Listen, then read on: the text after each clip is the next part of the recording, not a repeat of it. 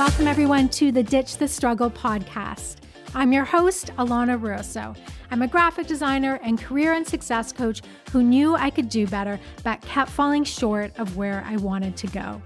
And now, after years of exploring personal and career development, business, money mindset, and energy work, I'm here to tell you that yes, you can move from stuck and defeated to empowered and confident. Ready to dive in? Awesome. Together, let's ditch the struggle.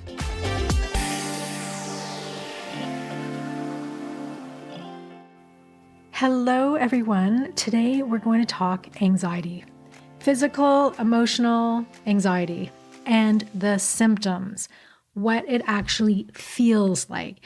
And the goal of this episode today is to hopefully make it feel more normal to you and to let you know that others are going through similar experiences. I really want to dive into my anxiety symptoms today because they're probably your anxiety symptoms and your neighbors and your friends. It is wild how many of us experience anxiety symptoms, and some of them are so crazy and we don't really talk about it. And so today I really just want to share what my experiences have been, because I really, really wish someone had told me that some of this was normal. Well, pretty well all of it's normal. Right now, I don't usually have a huge amount of anxiety come up, both physically and emotionally, sometimes, but it's much more under control. There's a lot of things that I do. I work really, really closely with a naturopath. So that's hugely affected how I move through this. But today's actually not so much about the solutions. I just really actually want to normalize some of the symptoms, some of the experiences. Now, full legal eagle moment here. I am not a doctor. I'm not giving any kind of medical advice. I'm really just sharing what my experiences are, what they have been, what my symptoms are, what they have been, and maybe you can relate to it. Maybe you can feel a little less badly about what you're going through. I'm just like normalizing it, basically. That doesn't mean that I don't want to work through this stuff, and I haven't tried to. I've done a ton to move through this. And I don't really want to feel these things. And I actually don't think it's normal to feel anxiety all the time. But we are living in a really stressful world right now. There's so much going on. I'm a highly sensitive person. I feel things really deeply and I just find things really hard a lot of the time. That's the truth. So if someone had shared with me that these symptoms are quote unquote normal, then I think it would have felt a lot better. Now, I'm going to use the word Google here, but I actually use DuckDuckGo. But I never Google like what my physical symptoms are of things. I'm not really into looking up medical stuff online. I just think that's actually an anxiety inducing and you're not really going to get accurate information. And I don't really go down there. But years ago, I did Google something like weird or unusual anxiety symptoms. And I was kind of amazed to see that some of these freaky things that were happening to me were potentially associated with anxiety. Now, I have definitely checked in with my doctors throughout all of these years and all of these processes. So I ruled out all potential medical reasons why I was feeling this way or having these symptoms. And I will just tell you that intuitively, I knew that this was just stress-induced, that my body was out of whack, was seriously out of whack. And so I'm going to read you my list of anxiety symptoms, and then I'm going to do a little bit of a deeper dive into what these were like for me, what my experience was like. Some of them are kind of fun. Some of them are pretty basic. So let's start at the top. So brain fog and indecisiveness, hard time getting words out, dropping things and bumping into things, startling easily, headaches and migraines, tingling in arms and legs and sometimes in my back, shaking and super cold, sore, painful scalp, stomach pains, cramps and indigestion, acid reflux, blurry vision, and my absolute favorite, weirdo taste buds. I'm going to explain that one soon. So the first chunk of the list, kind of brain fog, hard time getting words out, dropping things, bumping into things, startling easily. That's like your nervous system completely out of whack. And it's just not thinking clearly. And anytime I start dropping things or bumping into things, then that's usually the first clue that I'm experiencing anxiety even before I'm conscious of it. So if I'm walking through the day and I just it happened the other day, I just kept slamming my body into different things by accident. And it started first thing in the morning. I was like, okay, I'm ungrounded, but I'm also feeling a little bit anxious. So those things, a lot of people experience, and they can absolutely be connected to stress and anxiety. And when your nervous system is not feeling safe, all of this happens. I really, really recommend a book called The Polyvagal Theory. I can't remember the author, but I'll put that in the show notes because that does a real deep dive into the nervous system, and that's helpful. The headaches and migraines, when my body's stressed, my default is to go to a headache. That's just what my body does. Some people don't get headaches. My husband has probably had 5 headaches in his whole life. He calls them a pain in me head. He doesn't get them too often. I've had them forever. And when it would be really out of control, they would be migraines. I try and keep them under control. I have some remedies that I can use, but however, sometimes I do have to take an ibuprofen. And when I am feeling anxious and my body's completely uptight and stressed, those will come into play. The tingling in the arms and legs, this is quite common with severe anxiety. And then sometimes I would have on my back, I would have weird patches of tingling, and it would freak me out. This freaks out a lot of people. I have heard from multiple people who have had anxiety symptoms and they have this tingling or their arms start to go numb, that they think they have MS. They think something really sinister is going on or really, really scary. And I totally get that. I have had those feelings. And then I think they call it the health anxiety kicks in, where you're not only just feeling anxious for whatever reason, but then you start having these crazy symptoms that are very real and very intense. And then you think you're, dying, or you're sick, or you're super sick. Something's really, really wrong with you. It's just really, really alarming to experience. You can just be sitting there on the couch and an arm suddenly go kind of numb. Not fully numb, and not your left arm's going numb like you're having a heart attack, but sometimes those are the thoughts you have. And again, if you are having physical symptoms, you absolutely have to get them checked out by a doctor and talked to a medical professional. And definitely during the years, I have made sure to check in with people that could potentially diagnose me. But every time I would go to a doctor or have any test done, I was totally perfectly normal. Everything would come back clear. My health is really good in general, when it comes to my physical health. So those weird tingling experiences, I'd say that is one of my least favorite. It makes you feel really out of control, and it does make you feel like something's really, really wrong. And just so awful. The other thing is shaking and super cold. That's also one of my first clues that the anxiety is kicking in before I'm conscious of it. I'm generally running on the cold side, but if I'm really, really cold, then I know anxiety is creeping in. And the first thing I do is actually really simple. I put on tons of layers of clothes. I'll put in the warmest thing I have. I have to actually get physically hot. And that makes me feel safe. And when you feel safe, your nervous system starts to calm the F down. It's really, really basic. Some people have anxiety and they get really hot. They get flushed face. They get red in the face. They feel like they're almost going to cry, that feeling. I go the complete opposite. It's like I have the first stage of hypothermia. And, awful feeling too. But I know what it is now, right? So I just okay, sometimes I have to get into a really, really hot shower.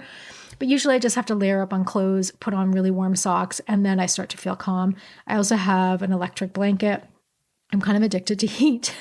I have an electric blanket. Actually, I'm on my 3rd electric blanket because that's how much I use it. I've worn it out, and I wore the first 2 out.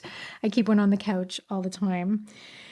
Now, here's one I really wanted to do a little dive into, the sore, painful scalp. Who knew this was a thing? Who the F knew that sore, painful scalp can be an anxiety symptom? I haven't actually researched why this is the science behind this, but I was having nerve pain at the top of my head. And so my hair would feel really sore. My scalp would feel really sore. Almost like if you've worn a ponytail for too long, you get ponytail head. But this would be sharp nerve pain on top of that. And this was going on for weeks. And I believe I went to a walk-in clinic about this one. And then I shared it with a friend of mine, this older friend of mine. And she's like, oh, yes, that's anxiety. That's a thing. And I was like, what do you mean? Who knew this? And she said, oh, yeah, I've had that before. And she's gone through a lot of challenges in her life, for sure. And she knew a lot of what I was experiencing with my other symptoms. But then she tells me that this is a thing. The sore, painful, tingling scalp is a thing. So for me, this was, again, just an anxiety symptom, and it went away. I've never had it again since. This probably lasted for 1 or 2 months a few years ago. Never came back, never experienced again. Just another weirdo thing. The stomach pain, cramps, and digestion, that's for sure anxiety because that saying, feeling knots in your stomach, it can be good. Butterflies in your stomach, that's a bit more positive, but my stomach definitely takes a hit. So headaches and stomach stuff is like my default for stress and anxiety. The acid reflux, that's related to the stress and my nervous system being out of whack. And I've had some real cray bouts with acid reflux. It sounds like a very benign thing to go through, like, oh, just take a Tums and you'll be fine. Oh gosh, no. In 2019, I've talked about this on other podcast episodes, and I'll put a link to one that I was on where I told the whole story. In 2019, I got this acid reflux that got so bad. I actually couldn't eat, really. I lost 20 pounds. And it got to the point where I couldn't swallow water. So I had to go into hospital. It was real bad.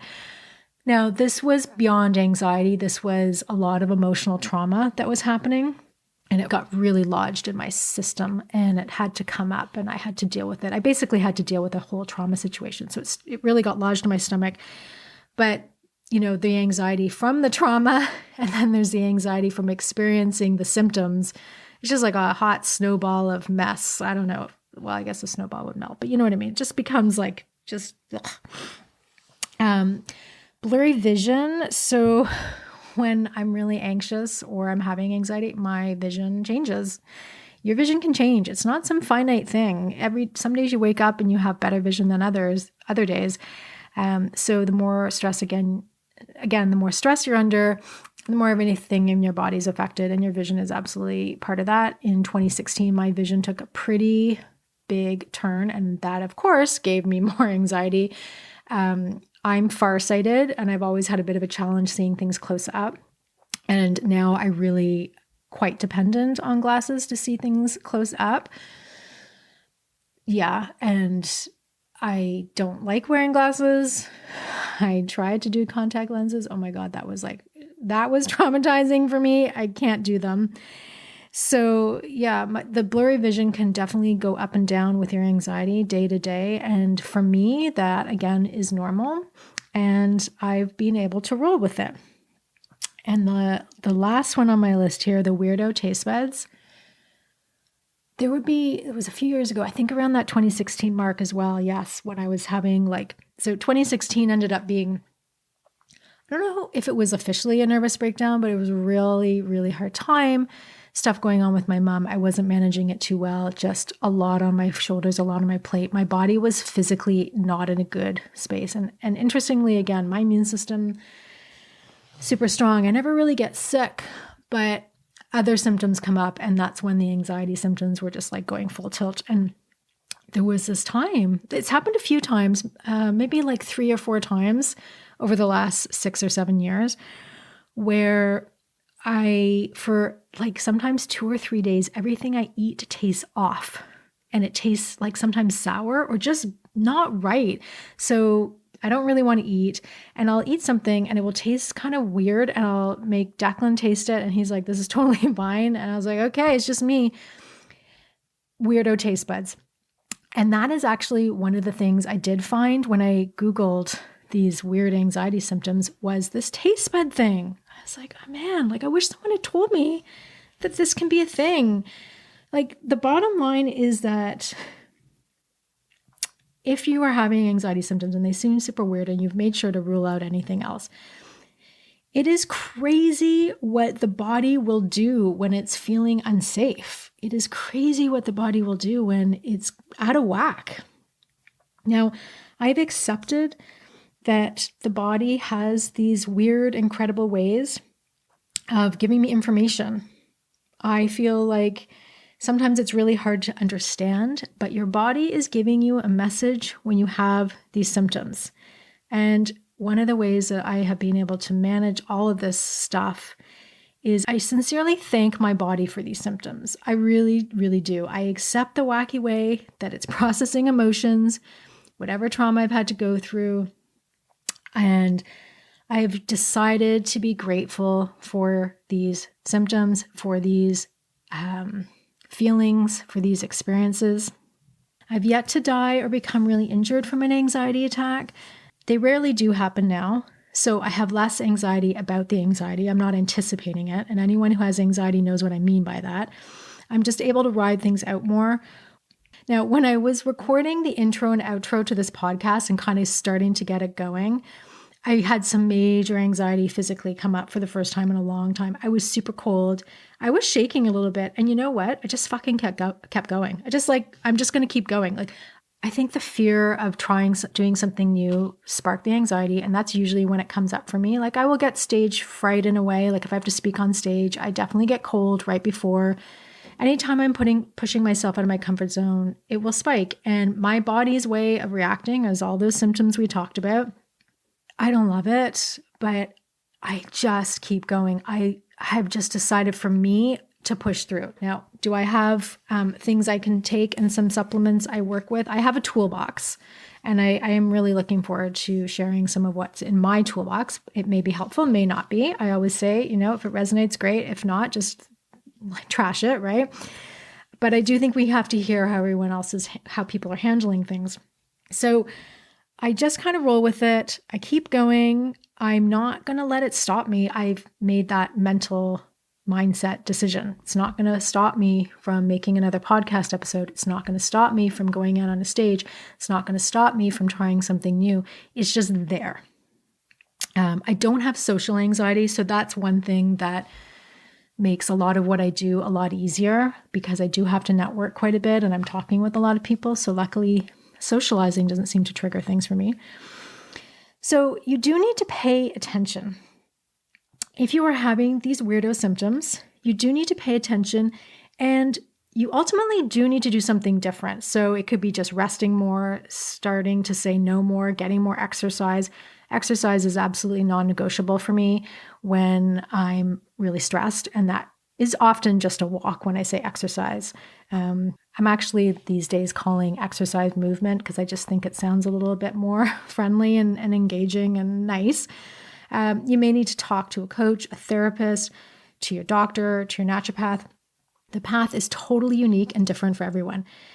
And I'm really looking forward to sharing what I've personally done, because again, they may be helpful to you or they may not be, but in any case, we can share this information. And I think it's important to be transparent about some of this physical stuff that happens. It's not just the emotional stuff. It's not just the painful thought loops or the negative self-talk, all of that stuff, or the catastrophic thinking. Oh gosh, that's awful. When you immediately go into like worst case scenario, that's awful too.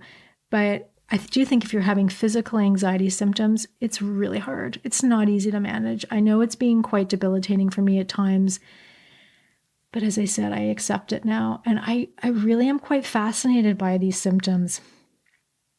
We are all different. We are all different in how we manage everything, from our anxiety to our mindset, to our money, to our jobs, to our careers. We need to explore. So this is a place to explore. So you go out there, explore, be brave, and tell your body that you love it no matter what you are going through.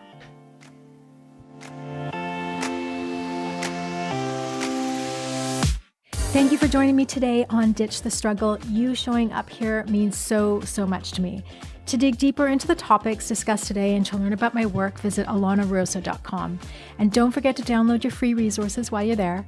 And if this episode resonated with you, please share with others who also want to ditch the struggle.